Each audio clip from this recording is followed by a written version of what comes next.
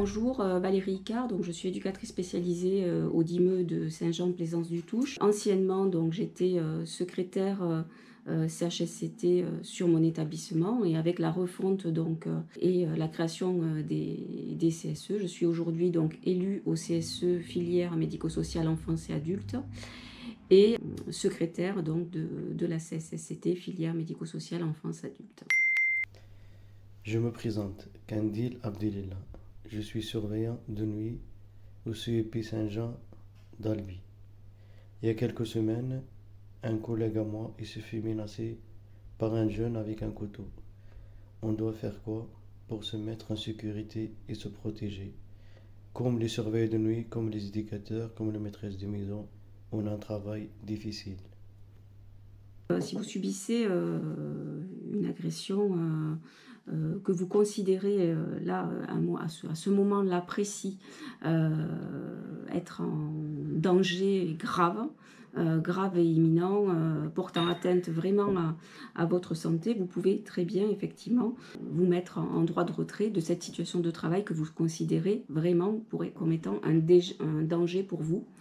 Vous en informez à ce moment-là votre employeur qui est tenu de faire immédiatement une enquête pour faire cesser le danger auquel vous êtes confronté. Je pense par exemple à une situation dans un transport. Vous êtes victime d'une agression par un jeune sur un temps de transport.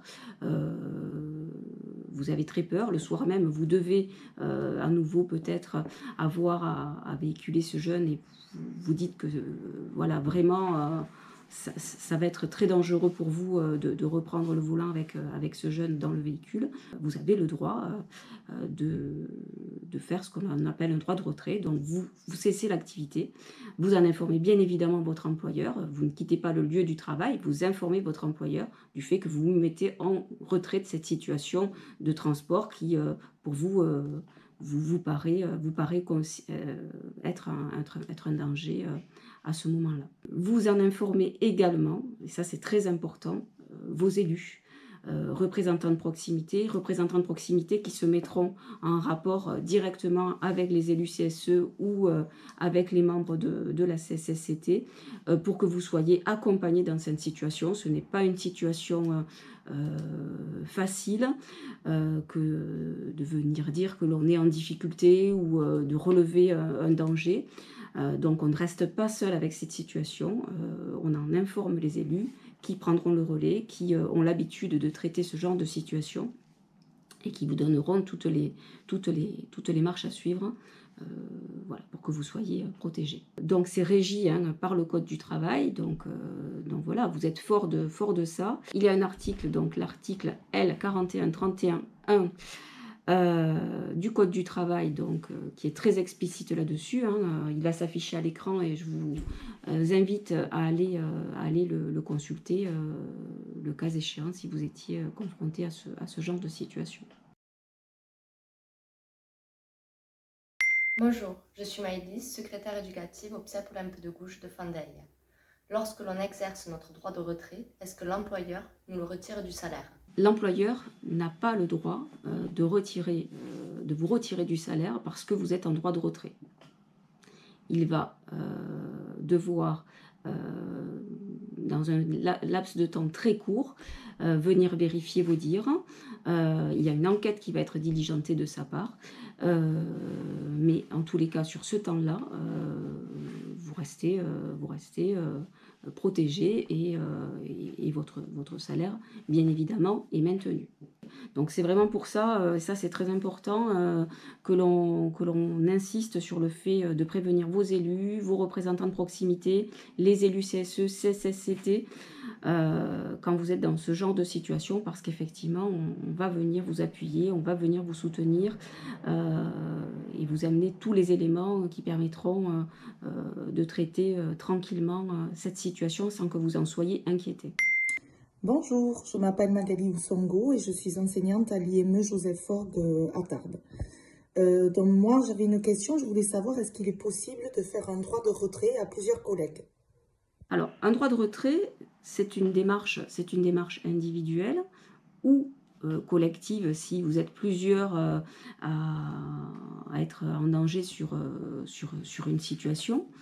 Ce n'est pas une démarche qui peut être initiée par exemple par un syndicat, hein, c'est vraiment à titre là de salarié. Par contre, effectivement, derrière, il y a le soutien de vos élus. Bonjour, Nadia, éducatrice sur le foyer par gaminière. Question, quand on est en danger sur notre poste de travail, qu'est-ce que les élus peuvent faire? Merci. Pour venir soutenir donc ce droit de retrait à un moment donné, vos élus, représentants de proximité, élus CSE, peuvent très bien venir déclencher ce que l'on appelle un droit d'alerte.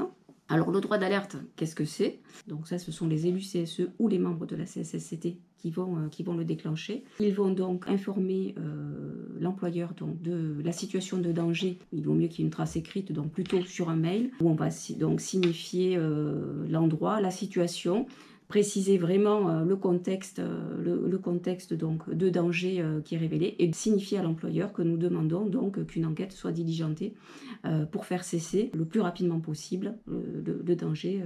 À partir de là, l'employeur a entre 24 et 48 heures pour diligenter une enquête. Alors, en lien conjointement avec celui qui a fait la déclaration de droit d'alerte. On en traite 2 ou 3 par an hein, environ. Donc généralement, effectivement, donc, dans les 24-48 heures, l'employeur donc, et les élus se rencontrent.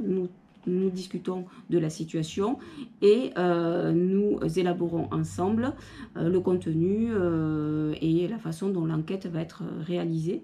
Ou pas, parfois aussi, hein, l'employeur peut de son côté diligenter son enquête et nous de notre côté faire une enquête aussi et on se réunit à l'issue pour faire des constats respectifs, essayer de trouver des préconisations qui vont permettre de faire cesser ce danger qui aura été révélé. Lorsque l'on se met d'accord sur des préconisations, donc il y a un CERFA type qui est rédigé entre les élus et l'employeur, où donc à la fin de ce CERFA sont notées les préconisations sur lesquelles l'employeur s'engage. Ce CERFA est signé des 2 parties et est envoyé à l'inspection du travail pour information, puisque nous sommes d'accord sur la démarche qui a été retenue.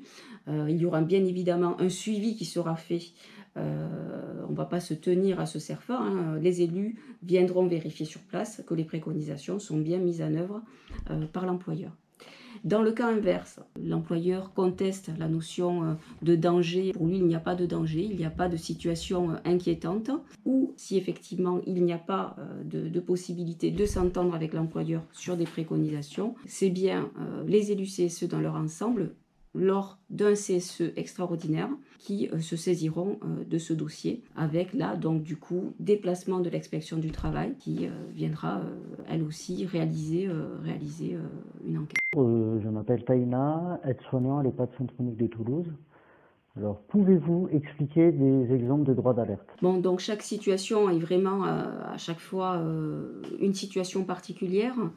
Les préconisations qui vont en découler ne seront jamais les mêmes, donc c'est pour ça, hein, c'est très important ce temps d'enquête et ce temps d'analyse où on va aller dans la dentelle de la situation, de l'organisation de travail pour en comprendre les tenants et les aboutissants et pour aboutir aux préconisations qui seront les plus pertinentes à la situation à ce moment précis. Sur les 3 dernières années, on peut dire que nous avons eu donc à traiter donc différents droits d'alerte qui se sont sur un établissement, par exemple, nous avons eu à régler donc un droit d'alerte pour atteinte aux droits des personnes, donc qui s'est soldé après enquête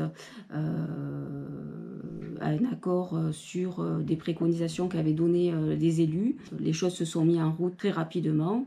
Le salarié n'était plus en situation de danger. Nous avons pu lever dans les jours qui suivaient ce droit d'alerte.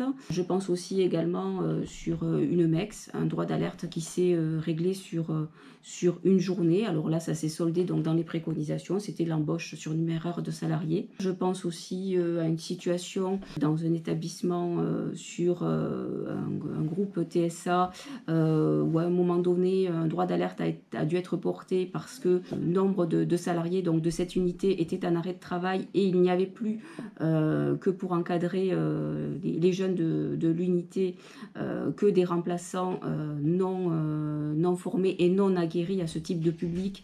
C'était vraiment à ce moment-là une situation de danger pour ses collègues. Donc un certain nombre de préconisations ont été faites, notamment abaisser pendant un certain temps le nombre de jeunes accueillis sur l'unité, des débriefs en fin de journée pour aider ses collègues et les soutenir. Voilà, les préconisations ont été suivies par les employeurs.